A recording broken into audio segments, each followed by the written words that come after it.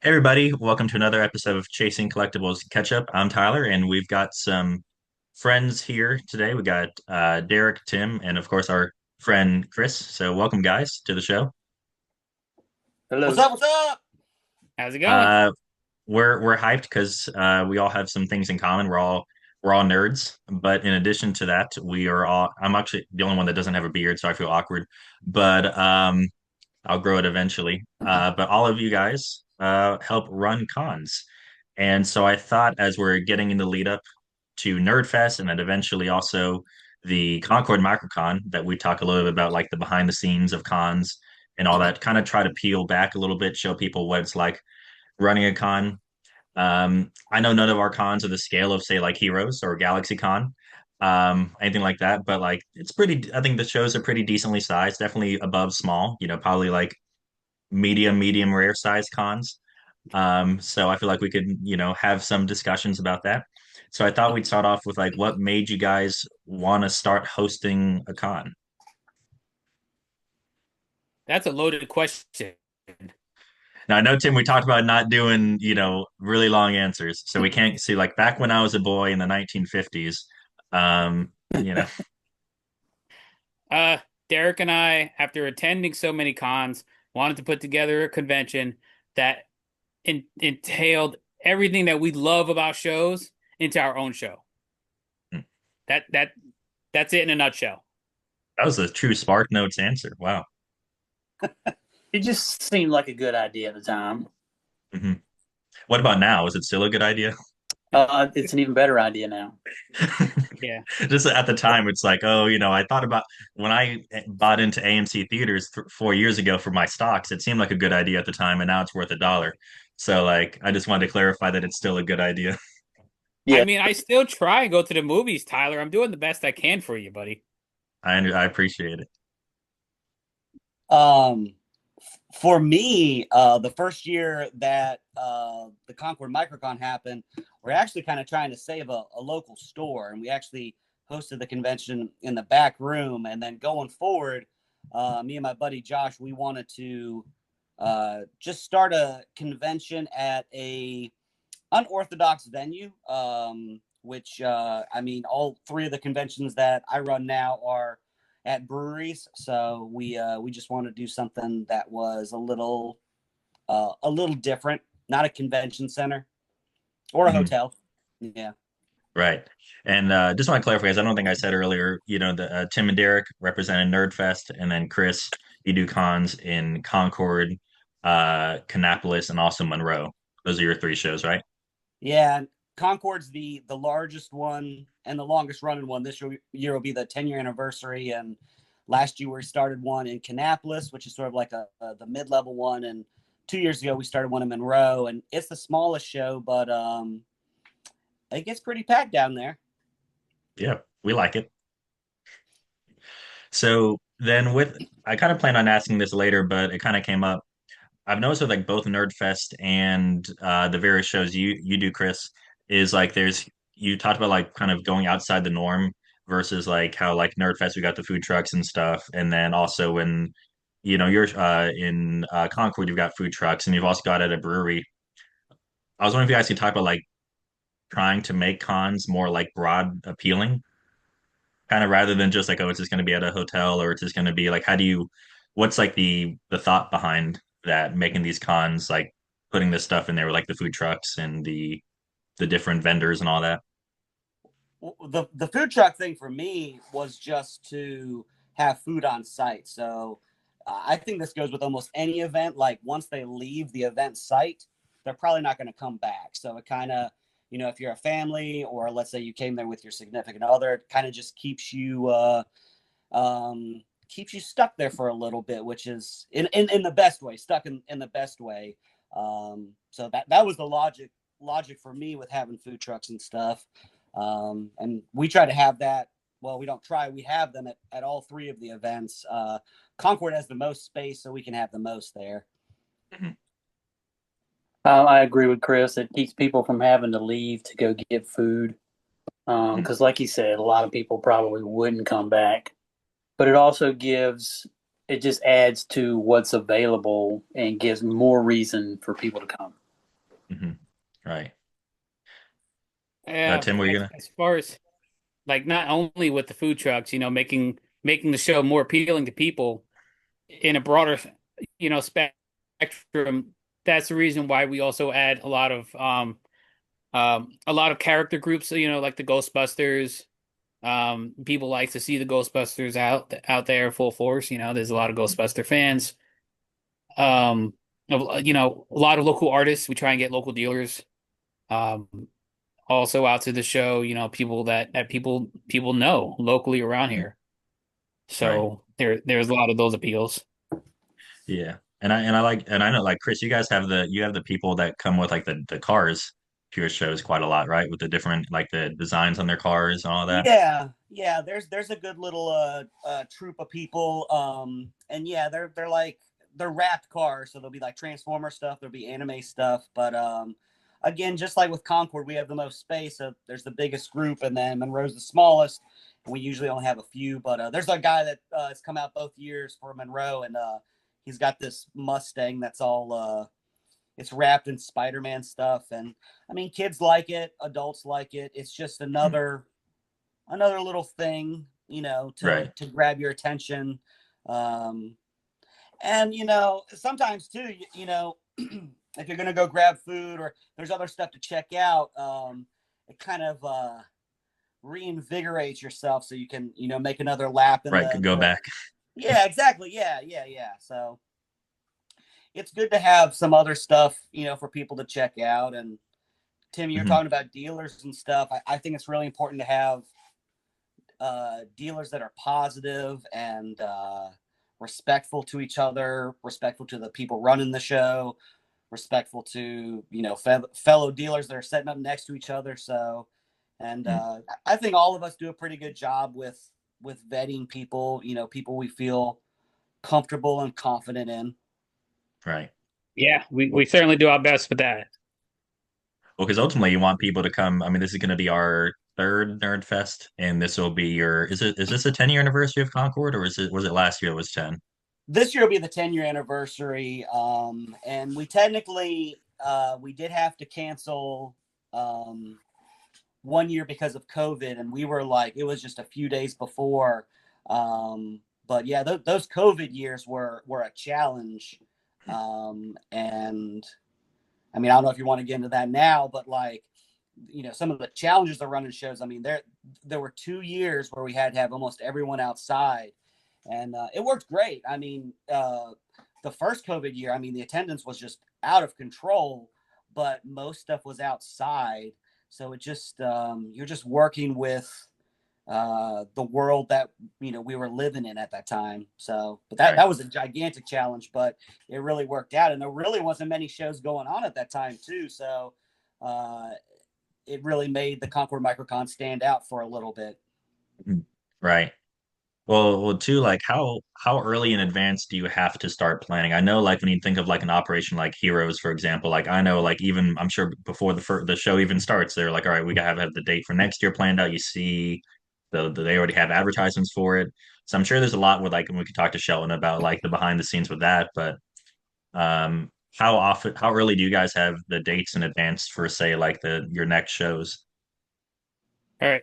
So like right now, Derek and I, we have October planned. I don't know if I should have dropped that, but anyway, it's too late. It's late, we, yeah. we, We let it fly. So yeah, we have like an October date already set.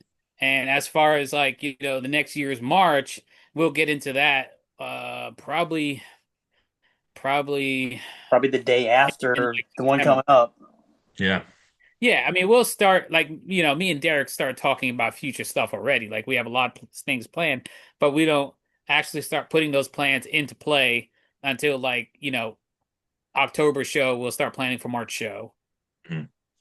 Like You have right to plan well in advance, because sometimes the venue might get booked before you can book it, or you have other Right. dealers that are going to book other shows a year in advance. I book shows sometimes a year in advance because the date's already set and I know it's Mhm. going to be at that time. So the quicker you get the word out about your show, the better chance you have of getting good dealers. to sign up for your show. Mhm. That's the The same way for that it's I about a do year it, or go ahead, Tyler. I know I was just saying like for yourself it's about a year. How because I think you've announced your whole slate of three, right? When they're those days. There we go. Yep. Yeah. Yeah. So for me, since Concord, this will be the 10th year. It's always the first Saturday in May. So it's just, rinse and repeat.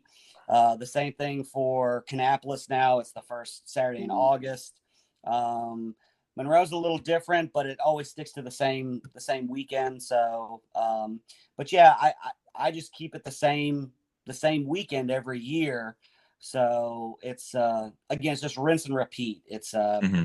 It's a habitual kind of thing, and people just makes it easier for people to remember. Kind of like Right. with you were saying heroes, and this isn't exclusively, but it's almost always Father's Day weekend. Right. So that's usually a good, a safe bet. That's when it's going to be. Y'all were talking about other venue or other events going on for Concord specifically. They usually have like a wedding or a corporate event after the Concord MicroCon. So it's always a challenge to get that room turned around in about an Mm. hour to get everyone loaded out. But yeah, I mean, you have to, and and I think Derrick, you said this, not trying to like step on other shows feed and try to give enough space for everyone else to coexist. And that's always something I'm trying to do. I want to start 2 more conventions, and that's a goal for 2027. But I want one in Waxhaw, one in Huntersville. But the challenge for me is not stepping on anyone else's toes. You want to be respectful to the other people that you're existing with in this scene. Very much so. Yeah. Yeah. Because I feel like pretty much it's like a safe bet. Like if it's in like an hour and a half radius, you try to be, obviously if there's a show going on, say like Virginia, the same, unless it's like a huge show, for example, but like you're like, okay, I feel safe that my show can be the same day. Like maybe there's another Nerdfest going on in Virginia the same day as ours, but I'm pretty sure our market is the Charlotte metro area. Yeah. Um, As far as me and Derek are concerned, like we don't pay much mind to shows that are, like in Virginia or in Georgia, or Tennessee. We mm, just, um, they're just so far out. yeah. So then I know like all of you guys are promoters. How would you like describe like the job of a promoter? Because I feel like there's a lot of different phases. There's like the pre-show where you're like touching base with vendors and also promoting the show. Then like during the show, there's helping the guests. But then also like I know all of you guys, you touch base with all your vendors, like, hey, how you doing? You doing okay? It's like what's how would you summarize the job of a promoter for a show? Ooh, that's a lot, Tyler. Yeah, I'm sorry. Well, I do think it's very important, as you said, and I think everyone, that's part of this. I mean, you do want to make sure that your vendors are doing well, and it's good to be, aware of what's going on. I think the role of a showrunner is, I mean, you got to be a promoter. You're basically a booking agent. Oh gosh, what would be the term? Um, you're almost like a PR person in a way. Yeah. Um, I mean, as you guys know, you're going to do interviews, whether it's a paper or radio or something on TV. Um, there's there's a lot of things that go into it. Layouts, like you want to make Hmm. sure that people have enough space. You're not overselling the room. I think that's a really important thing. I mean, what you guys think? I think everything you just said is extremely important. I really like to make sure that the dealers at my show are not only doing well as far as they're selling stuff, but they're just having a good time. Uh, I want to make sure that they want to come back because honestly, if there's no vendors there, then we don't have a show. Right. Absolutely. And if you don't have the right vendors, then nobody's going to come to your show. Mm-hmm. So you got to have the right vendors. So you got to be good to them. But as far as like being a promoter, it's a good bit of work. It's not like, oh, I'm spending 8 hours every single day, but I'm doing something every single day towards the show. Right. And like you said, there's interviews. Me and Tim get interviewed on the radio for Nerdfest every year. There's putting flyers out. Tim and I have been driving to different comic book stores around North and South Carolina, putting flyers in comic book stores, and it's a lot of work. It's a lot of time. It can be time consuming. Right. Yeah, I think with promoting the show, Derrick, you're talking about flyers. I mean, I always like having, handbill stuff to pass out at Yeah. every event that, I set up at, and we do about 50 to 60 a year. And I think there's always that gentle push where you're always doing something, Mm-hmm. never like completely sedentary or completely out of touch with it. It's something you're always doing. Even if it's subtle stuff here and there. Yeah. Yeah, even if it's just a text between me and Tim with a question. Hey, what do you think about this? That's something that happens almost every day. So like every day, there's something going on with the show. It feels like at times there's a lot of customer. Like I know you've done retail, Derek. Like it feels like customer service at times because like, you either have to do like there could be a question a vendor has, there could be a question someone who's planning to come to the show has, there could be a question the host people like the place for the site itself has. So I mean, there's a lot of moving pieces to a show when you think about it. Customer service is very important. Hmm. I, There could be I, a time during the show where somebody's upset. I know, like, we don't go into details, but I know, like, the very first Nerdfest, there was somebody who was, upset about something. And it's just like, okay, I guess I got to put on this hat and be very, try to do conflict resolution. yeah, yeah. It I, was. I think Derek's better at dealing with that stuff than me. So, Derek, it's, I know how to fake a smile. Right. I That's what know you how got to to do. be. I know how to be nice even when I don't want to be. Hmm. But yeah, there was an issue with somebody at one of the Nerd Fests, and it was something simple and something stupid. I won't go into detail about it, but he was upset about it, and I apologized to him. I said, hey, it's a simple mistake.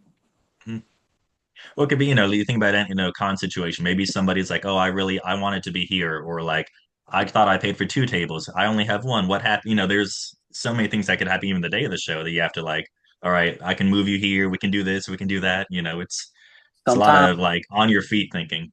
sometimes, yeah. It's the damage control. At the Concord MicroCon last year, 2025, the main vendor room we use there's four AC units, and unfortunately, one of them started leaking on one of the vendors. Mm. And this vendor, Lynn Anderson, I mean, he runs the Raleigh Comic Book Show. It's like the second longest running show in North Carolina. So stuff's leaking in his booth, and talk about damage control and trying to figure stuff out as quickly and as concisely as possible. For us, Sarah and I fixed it real quick. We just turned that one off, cleaned up the little bit of mess. It was like maybe 5 minutes, and no one was that upset. But yeah, it is sometimes a challenge keeping the peace. Yeah. You do want to make sure everyone's happy, and sometimes the day of the show, a lot of stuff can happen that, I mean, you can plan for everything, but there's still other things that'll pop up. I'm just about to say that you can plan literally for everything, and then there's going to be one thing that pops up that you didn't plan for, such Yeah. Well, as we had a leaky air conditioner. mhm. Well, we had the was it the Wits ice cream that they had to leave because of and then they weren't mad. They're coming back this year, but because of the wind, right? The wind knocked down a lot of their supplies, and it was like, ah, man, we hate that for you. Yeah, Just sometimes you can't stinked. plan. You can't plan Mother Nature. You Yep. can Yeah, look at the no. weather report, but it changes quite often. Hmm. it's helpful too that they work with people themselves. They deal with customer service, and they completely understood that there was nothing that we can do regarding the wind. We That there's just we talk about weather. There were two shows in this past month in the Charlotte and the kind of Charlotte, South Carolina, Spartanburg, and also the Charlotte show that had to be push themselves off because of we had like 2 weeks in a row of snow and ice. oh yeah, Yeah, it was Terrible. unfortunate this being canceled because I really like Sam's shows. And Hmm. and I was like thinking that maybe it'd be done at the end of the month, hoping that but things happen. I understand weather, you know. We were just talking Can't about plan weather. that. And yeah. Well, we focus on a lot of challenges. What's like the most, and I want everybody to answer, what's like the most rewarding thing about doing these cons? If Mm. Derek, you want to go first? Yeah, because I have an answer off the top of my head. So the most rewarding thing for me is like a lot of it happened the first Nerdfest we did. A lot of people from the Rock Hill community coming to me and thanking me for bringing something like this to their community. Yeah. That's N- me.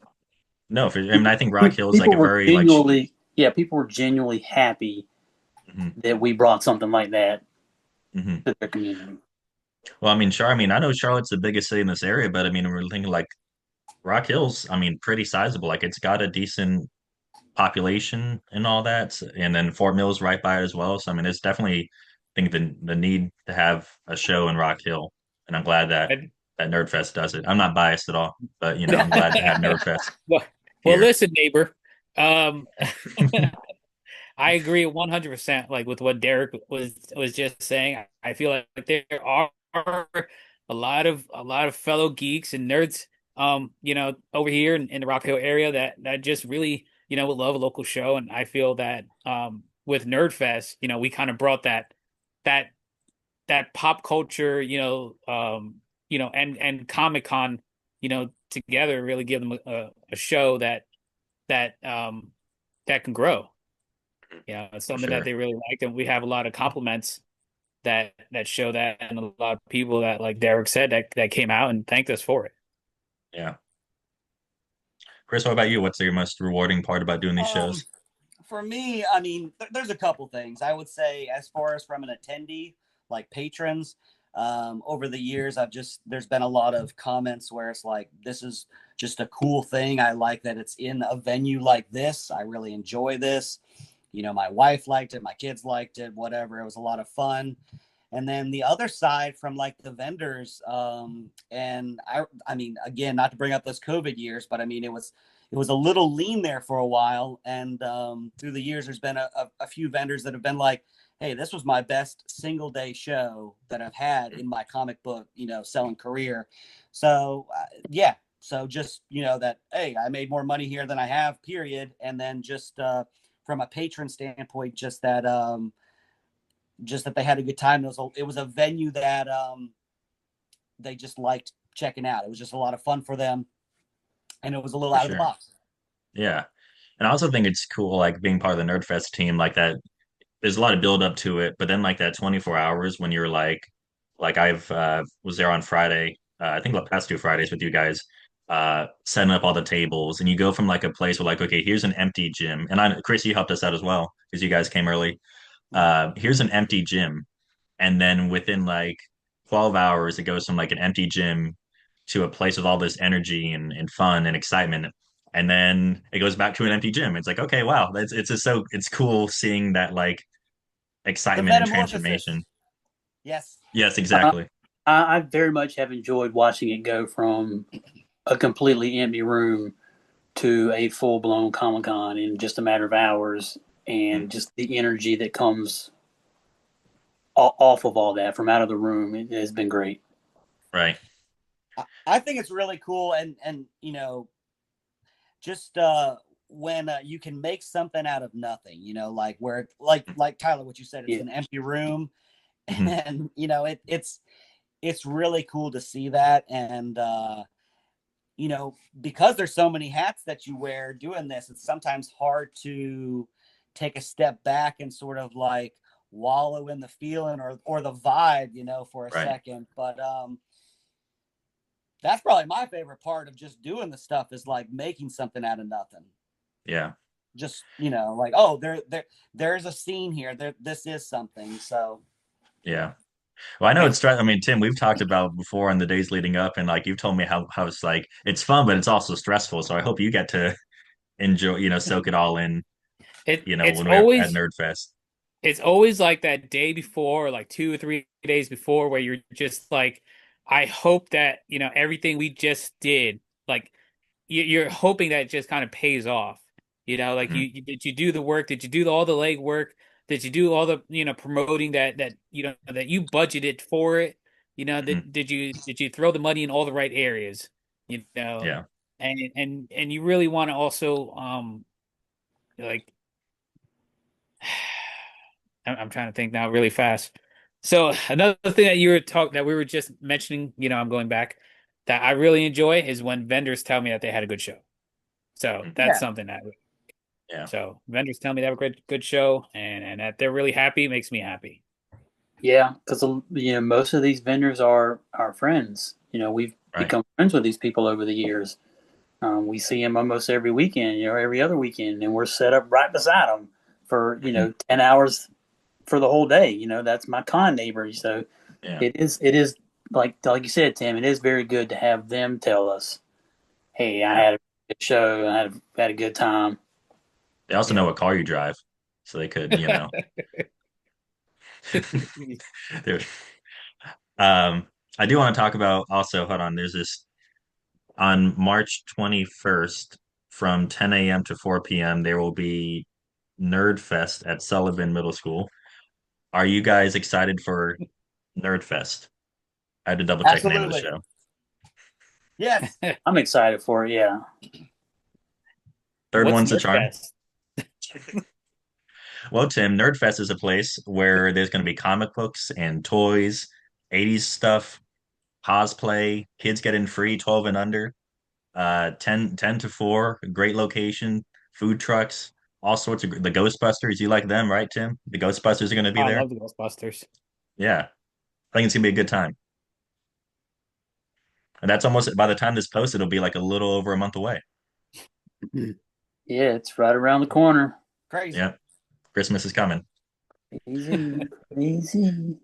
Now, we did gas up Nerdfest a little bit, so I wanted to go and maybe Chris, you'll find this like I don't know, like cringe or like I know some people don't like getting compliments, but we do also have an upcoming show as well, the Concord MicroCon on May 2nd at Cabarrus Brewing from 11 to 5. Um, uh, Tim and Derek, what have you guys enjoyed about that show in the past? I always like the vibe. It's always a cool place. I like the location, like the vendors. I like the place a lot too. It gives a different vibe than, like Chris said, a hotel ballroom or something like that. It gives a completely different vibe, makes it feel like a completely different show, and I like that a lot. Um, as you've heard me tell you this a number of times in the past that a lot of the things that we take from shows and people who we learned from, in this industry is Chris, and not to give Chris a big, a big head, but He's like the it's the Gandalf. truth He's of the the matter. Gandalf that we've learned from. He's got the But beard. it's the truth, we've learned a lot from Chris. We appreciate him very much. And just his shows are always so like the vibes are always positive there. Everyone's always really nice there. Chris and Sarah are just like awesome hosts. They're always asking you, "Are you okay? Is everything all right? You guys like everything? Is everything?" They're always checking on you, Mm. and you know, and the fact that he does do them like at breweries, which switch, changes things up a little bit. My wife's able to have a drink or two, which helps her to relax so she doesn't abuse me so much. Hey. So, Well, that she's got reason to, but that's but that's what I really love about Chris's shows. And we try to implement some of those same positive vibes in our show too, you know. right. Appreciate it, y'all. Thank you. Yeah. You can send us the check. Um, so I did want to say as we're wrapping up here, our business is Chasing Collectibles, which is also Tim. It's 5 years in June. We'll be Chasing Collectibles' his birthday, which is crazy. I don't know what we're doing for the 5 years, but You should. it's pretty neat. It We'll have is. to say everything half off. Everything from Tim's private collection half off. Whoa, my Um, private collection? No, that's not for sale. Hey, hey, Tim, I'm coming to your house, man. I'll do some Yeah. shopping. You almost I'm I think like a lot of people are thinking coming I'm over. like, whoa, Tyler's already announcing sales. So I'm like, okay, well, I guess we can do this. And then he's like, Yeah. private collection. I'm You're like, like, wait a whoa. second. But I did want to ask it is if we could go around like what's one thing like I know we're all personal collectors. Is there anything you guys are looking for like in 2026 you want to get your hands on? I actually haven't been collecting comics books as much lately. I've actually been more so doing records. I still like my comics, but I've just been doing records lately, and that's always fun. But what are you guys kind of chasing currently? Um, okay, this might be a big one for me, but I've been wanting it for a long time, and I think that 2026 is going to be the year that I can hopefully get it done. Um, I am thinking that books are going to be going up again, trending up again. I'm very positive on that. So before they get too high, I'm looking for a giant size number one. I'm putting it out there. But I got one in my convention stock, Tim, and I got a 9.6 in my personal collection. see, Get that There you 9.6, Tim. Buy that 9.6 from him. I don't want to sell it. That's mine, but I've got but a 5.5. we're gonna have to do it at one of Chris's shows. I got to get my wife, give her a few drinks and make sure Yeah, she's. you might have to give her more than a few. Drinks, flowers, you know. I need to get her so drunk she's passed out. Then I So got with no Tim, help. but giant size X-Men 1, that's what you're going after? Yes. Okay. What about you, Chris? Oh, geez. I He's looking to sell one. I'm still trying to complete like the Silver and Bronze Age Marvel run, and I don't really need that much. I still need an Amazing Fantasy 15, so I'd love to get one of those. All the years doing this, I've never, there's never been an opportunity in a collection to buy one. I also need a Hulk one. So yeah, so I'll give two. I need an Amazing Fantasy 15 and a Hulk one. These are expensive books, so Wow. They are. yeah. So we'll see. Yeah. Yeah. I know Nick, back when we worked at Nickel Spot, had an Amazing Fantasy 15 and a piece. It was like an older copy and a piece fell off of it. And so he gave the piece to Lauren. I don't know if you've heard that story. So Lauren has a piece of Amazing Fantasy 15. So that's his claim to having it. Hey, you got to Hey, start somewhere. that's what I have. Oh, do you? No, I said it's better than what I have. Oh, it's better. Yeah. I don't have a piece. Well, Tim, to go back to Giant Size X-Men 1, the first copy I had was a coverless copy. So again, you got to start somewhere. Yeah. Yeah. Yeah. What about Oh, you, you Derek? Derek? What you going for? Lately I've been looking for an affordable Avengers one. Okay. That's a book I've never owned before and would like to have one. That'd be cool. I always like it's always so cool. Just like I love looking around at shows at books that I can't afford. It's always nice when you can see all these, especially like I'm a Batman fan, and so there are these Golden Age copies that talk about unaffordable. It's not affordable, especially on a teacher's budget. But it is cool to just look. I'm like, wow, that's pretty neat. Hey, and not to bring that back to shows, but like, I think that everyone involved here does a really good job. You guys charge $5 to get in? Yeah. Yeah. Mhm. All my shows are free, and I think that we try to be pretty inclusive. Like, you don't have to have the biggest pockets, the deepest pockets in the world. You can still come around and just check out what's there. You might not be able to afford that Golden Age Batman, but it's still cool to look at it. It's kind of like going to the Mhm. zoo or something, Yeah. Right. Well, I know Yeah, we have vendors who like they'll exclusively sell dollar books, and they do pretty well. So I absolutely. mean, you go to a show and you don't need deep pockets to find some cool stuff at shows. Sure. Yeah. I So agree. Tyler, what are you looking for though? And if it's not I comic have book not. related, if it's record related, what you looking for? Well, I know they just announced that they do like a record store day. Mm-hmm. They do two a year. One is in April, and well, they do one in April, they do one in November, and you really have to like camp out at some places because they'll have these releases that there's literally only one. So like this past November, I actually camped. Like I woke up at like 5 in the morning, I think, or 4 in the morning, and I like had a chair and a sleeping bag, like old style, like how people do at Best Buy, and I was still like the second person in line. Um, so I'm looking to do that. There's some cool like George Harrison ones releasing. I think Neil Young's got a cool limited one. So that's kind of what I'm looking forward to doing. Nice. What? I still like comic books, but I just haven't been as into buying them as I have in the past. But I'm still a nerd, I promise. It's all right. You got into Bob Dylan, and that just did it right there. He's got so many vinyls. I do want to get a copy of Time Out of Mind. I don't know if you know that from the, I think it was a '97 release. That's one of his most famous albums. I want a vinyl of that.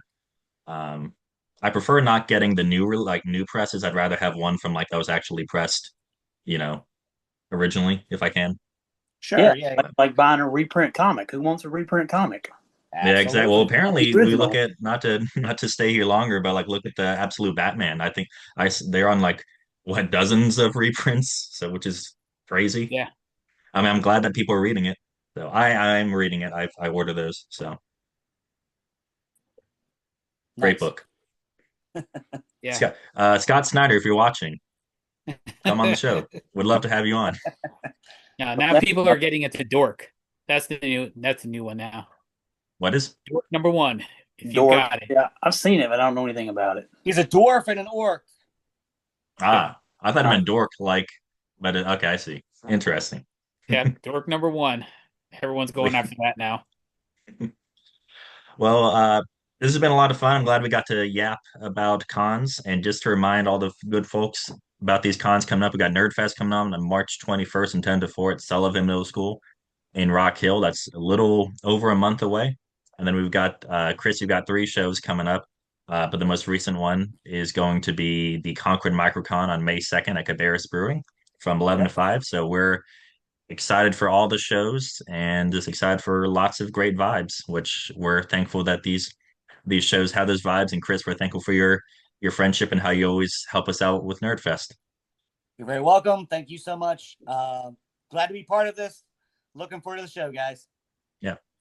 All righty, guys. Take care. Appreciate it. all right, appreciate it, man. See y'all. Bye. Later. Keep chasing, Tim. Keep chasing.